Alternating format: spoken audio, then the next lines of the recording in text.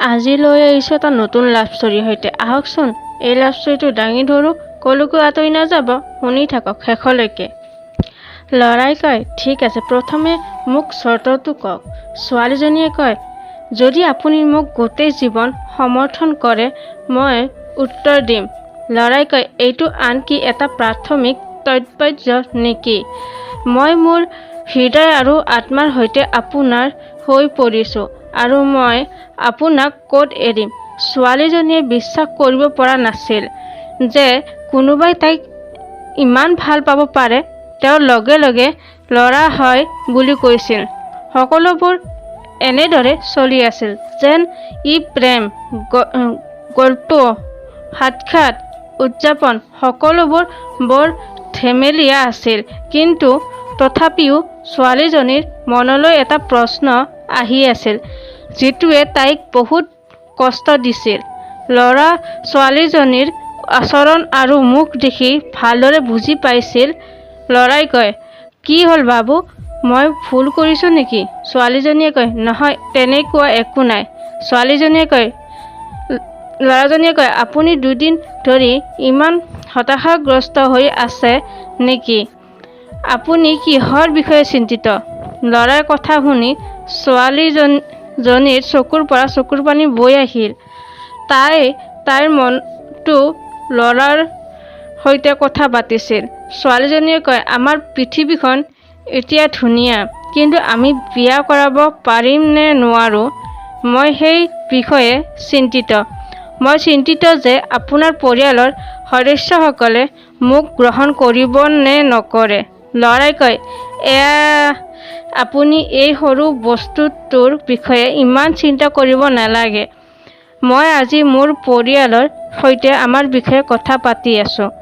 এই বুলি কৈ ল'ৰা তাৰ পৰা উঠি খোজ কাঢ়িবলৈ আৰম্ভ কৰিলে। ছোৱালীজনীয়ে ল'ৰা পিছফালৰ পৰা যোৱা দেখিছিল। ল'ৰা লগে লগে তাৰ পৰা তেওঁৰ ঘৰত উপস্থিত হৈছিল আৰু মাক দেউতাকক ক'বলৈ আৰম্ভ কৰিছিল।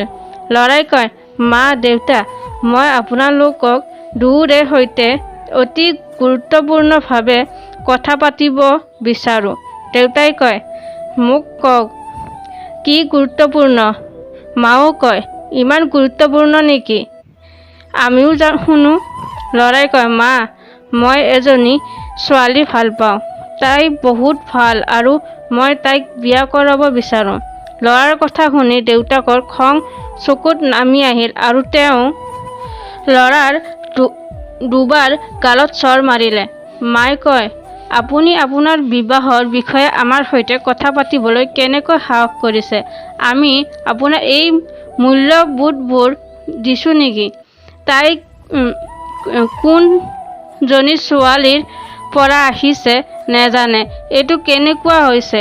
মাকৰ মুখৰ পৰা এনে কথা শুনি ল'ৰাৰ খং উঠিল। ল'ৰাই কয়, মা, তাইক একো নক'ব। আপুনি কি ক'ব বিচাৰে মোক কওক। তাই বৰ ভাল, মোক বহুত ভাল পায়। মায়েও উপলব্ধি কৰিছিল যে তেওঁ অপ্ৰয়োজনীয়ভাৱে তেওঁৰ পুত্ৰক সেই ছোৱালীজনীৰ বাবে কৈ আছিল। এয়া তেওঁৰ দোষ নহয়, কিন্তু দেউতা তেওঁৰ কথা শুনিব পৰা অৱস্থাত নাছিল। দেউতাই কয়, আপুনি যিয়ে নকওক, আপুনি যি কৰিছে মই বিশ্বাস নকৰোঁ। আজিৰ পিছত আপুনি এই বিষয়টোৰ বিষয়ে নক'লে ভাল হ'ব। ল'ৰাই কয়, পাপা, এবাৰ ভাবক, যদি এই পৰিস্থিতিত মোৰ এগৰাকী ভণ্টি থাকে আৰু তাইকো একেটা কথা কৈ ল'ৰাৰ ঘৰৰ পৰা প্ৰত্যাখ্যান কৰা হয়, তেন্তে আপুনি কেনে অনুভৱ কৰিব? পুত্ৰৰ এই প্ৰশ্নটো শুনি দেউতাকে তাৰ ফালে চাই থাকিল। তেওঁৰ ওচৰত সেই প্ৰশ্নটোৰ কোনো উত্তৰ নাছিল। মোৰ পুত্ৰই এই যুদ্ধত জয়ী হৈছিল। এই এটা প্ৰশ্নই অভিভাৱকসকলক সেই ছোৱালীজনীক হয় বুলি ক'বলৈ বাধ্য কৰিছিল। মাক দেউতাকে ছোৱালীজনীক নোচোৱাকৈ বিয়াৰ অনুমতি দিছিল। এতিয়া ছোৱালীজনীৰ ঘৰত কথা পাতিবলৈ পাল আছিল। ছোৱালীজনীয়ে কয়, মই বহুত ভয় খাইছোঁ। মোৰ দেউতা বৰ খং উঠিছে। যদি মই এই বিষয়টো কৰোঁ তেন্তে মই বহুত খং কৰিম। ল'ৰাই কয়, এইটো কেনেকৈ হ'ব। আপুনি কিবা কৰিব লাগিব। ছোৱালীজনীয়ে কয়, কথা পাতিবলৈ মোৰ ঘৰলৈ আহক। আপুনি কথা পাতিবলৈ আৰম্ভ কৰাৰ পিছত মই ইয়াক চম্ভালিম। ল'ৰাই কয়, নিশ্চিত যে আপুনি ইয়াৰ যত্ন ল'ব। প্ৰথমে প্ৰতিশ্ৰুতি দিয়ক। ছোৱালীজনীয়ে কয়, হয় বাবা, নিশ্চিত প্ৰতিশ্ৰুতি। ল'ৰাই কয়, ঠিক আছে, গতিকে মই কাইলৈ আপোনাৰ ঘৰলৈ আহিম, ঠিক আছে। ছোৱালীজনীত হয় বুলি কৈ সিদ্ধান্ত অনুসৰি ল'ৰা ছোৱালীজনীৰ ঘৰত উপস্থিত হৈছিল। তেওঁ ছোৱালীজনীৰ দেউতাকক সকলো কথা কৈছিল। ছোৱালীজনীৰ দেউতাক খঙত ৰঙা পৰিল। ছোৱালীজনীয়ে চিঞৰি চিঞৰি সকলোৰে সন্মুখত মাতিলে। ছোৱালীজনী সকলোৰে সন্মুখত থিয় হৈ আছিল, ভয়ত কঁপি আছিল। তাইৰ শৰীৰটো ঘামত ভিজি গৈছিল। তেওঁৰ কোনো অগ্নি পৰীক্ষা নাছিল, কিন্তু অগ্নি পৰীক্ষাৰ পৰা কম নাছিল।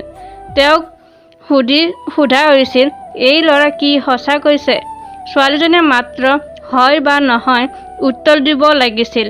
ল'ৰা অনুভৱ কৰিছিল যে ছোৱালীজনীয়ে ভয়ত আঁতৰি যাব পাৰে। ছোৱালীজনী এবাৰ ল'ৰাৰ ফালে চালে। ল'ৰা আশাবাদী চকুৰে তেওঁৰ ফালে চালে। সকলোৰে ছোৱালীজনীৰ উত্তৰৰ বাবে অপেক্ষা কৰি আছিল। ছোৱালীজনীয়ে ক'বলৈ ধৰিলে। ছোৱালীজনীয়ে ক'লে, দেউতা, আপোনাৰ সন্তানক বহুত বিশ্বাস কৰে নহয় নেকি?